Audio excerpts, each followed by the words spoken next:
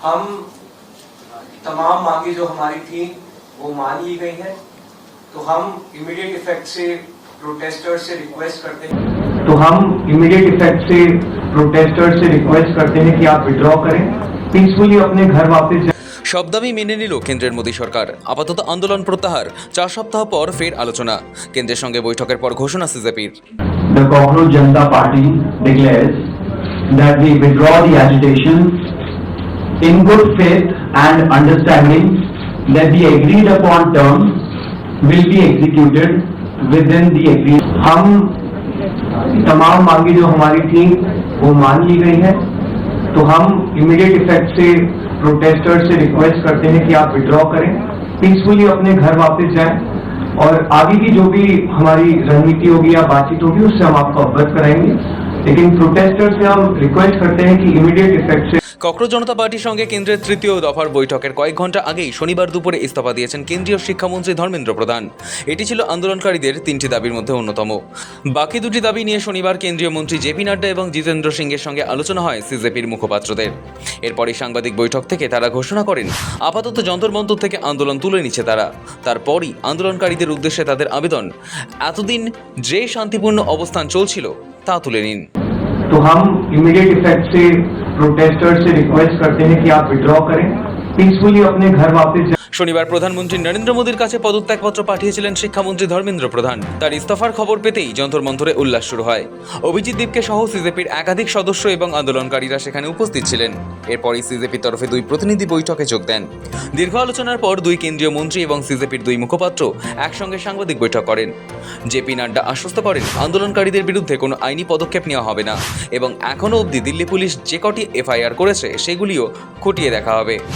আগামী দিনেও আন্দোলনের শামিল একজনের বিরুদ্ধেও কোনো মামলা হবে না।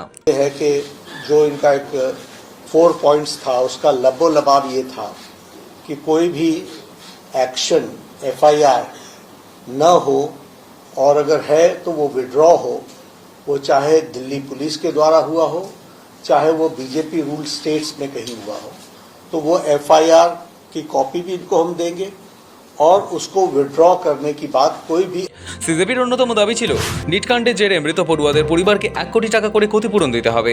এই নিয়েও নাড্ডা জানান ক্ষতিগ্রস্ত পড়ুয়াদের পরিবারের প্রতি প্রধানমন্ত্রী এবং সরকারের সহানুভূতি রয়েছে। সমস্ত নিয়ম মেনেই এই ক্ষতিপূরণ নেওয়ার বিষয়টিও কার্যকর করা হবে। একই সঙ্গে শিক্ষা ব্যবস্থায় সংস্কারের দাবিতেও যথাযথ পদক্ষেপ নেওয়া হবে বলে জানিয়েছেন কেন্দ্রীয় মন্ত্রী। সিজেপির সব দাবি মেনে নেওয়ায় সাংবাদিক বৈঠকেই মুখপাত্র সৌরভ দাস ঘোষণা করেন কেন্দ্রের ওপর আস্থা রেখে এখন থেকেই আন্দোলন প্রত্যাহার করা হচ্ছে। সকল আন্দোলনকারীদের কাছে অনুরোধ যে তারা এবার বাড়ি ফিরে যান। সরকার গ্যারান্টি দিয়েছে 4 সপ্তাহ পর আবার এ নিয়ে আলোচনা হবে।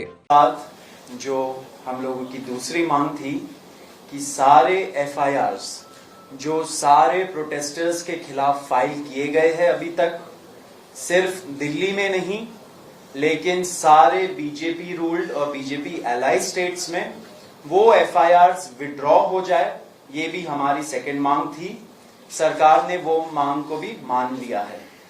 साथ साथ ये जो विड्रॉल है वो शॉर्टली हो जाएगा। जो एफआईआर्स फाइल हो चुके हैं, जितना हमें लास्ट इंफॉर्मेशन के मुताबिक 15 से 20 एफआईआर्स दिल्ली में फाइल हुए हैं, वो सारे एफआईआर्स की कॉपी सरकार ने अश्योर किया है कि शॉर्टली हमारे साथ शेयर करेंगे। एंड जो कॉपीज है वो 3 से 4 दिन के अंदर इन एनी केस हमें मिल जाएगी। जो विड्रॉल है वो भी शॉर्टली सरकार ने अश्योर किया है कि विड्रॉ हो जाएंगी। साथ साथ इन्होंने ये भी हम लोगों ने एग्री किया है कि फ्यूचर में कोई भी एक्शन नहीं लिया जाएगा किसी भी प्रोटेस्टर के खिलाफ, एंड सीजेपी की जो टीम है, जो ऑर्गेनाइजर्स है, उनके खिलाफ। इसी चीज का अंडरस्टैंडिंग में हम लोगों ने सरकार के साथ एक ड्राफ्ट शेयर किया है। जो गारंटी है रिटन में, वो सरकार ने बोला है कि हमारे साथ वो ट्यूसडे तक शेयर करेंगे। 6 জুন বোস্টন থেকে দিল্লিতে পা দিয়েছিলেন সিজেপির প্রতিষ্ঠাতা অভিজিৎ দীপকে। নিট কেলেঙ্কারির প্রতিবাদে তারপর থেকে দফায় দফায় রাজধানীর রাজপথে আন্দোলন শুরু করে সিজেপি। তরুণ প্রজন্ম তো বটেই, সমাজের বিভিন্ন শ্রেণীর মানুষের ভিড় চোখে পড়ে তাদের আন্দোলনে। ২০ জুন থেকে যন্তর মন্তরে অবস্থান বিক্ষোভ শুরু করে তারা। টানা ৩৬ দিন অবস্থান চলার পর শনিবার তা প্রত্যাহার করে নিল সিজেপি। শুক্রবার কেন্দ্রের সঙ্গে বৈঠকে ককরোচরা মূলত ৩টি দাবি জানান। ১. ধর্মেন্দ্র প্রধানের ইস্তফা। ২. আন্দোলনে অংশগ্রহণকারীদের বিরুদ্ধে কোনো মামলা দায়ের করা যাবে না, বা যেসব মামলা ইতিমধ্যেই দায়ের হয়েছে সেগুলি প্রত্যাহার করা হবে। ৩. যেসব পড়ুয়ারা নিটে প্রশ্নফাঁসের জেরে অবসাদে আত্মহত্যা করেছে, সব পড়ুয়ার পরিবারকে ১ কোটি টাকা করে আর্থিক সাহায্য করতে হবে। শনিবার ধর্মেন্দ্র প্রধান ইস্তফা দেওয়ার পরেই ককরোচ জনতা পার্টির 2 প্রতিনিধির সঙ্গে ফের বৈঠকে বসেন কেন্দ্রীয় মন্ত্রী জেপি নাড্ডা এবং জিতেন্দ্র সিং। আলোচনায় ককরোচদের দ্বিতীয় দাবি পুরোপুরি মেনে নেওয়ার লিখিত গ্যারান্টি দিয়েছে সরকার। ককরোচদের তৃতীয় দাবি অর্থাৎ শিক্ষা ব্যবস্থার সংস্কার নিয়ে কেন্দ্র আগামী দিনে যৌথভাবে কাজ করার অঙ্গীকার করেছে এবং এক্ষেত্রে পড়ুয়াদের মতামত নেওয়া হবে বলেও জানিয়েছে জেপি নাড্ডা। তবে ককরোচরা স্পষ্ট করে দিয়েছেন সরকারের কাছে মাথা নত করেননি। সরকার সব দাবি মেনে নেওয়ার কথা জানিয়েছে, তারপরেই এই সিদ্ধান্ত। ব্যুরো রিপোর্ট, সময়, কলকাতা।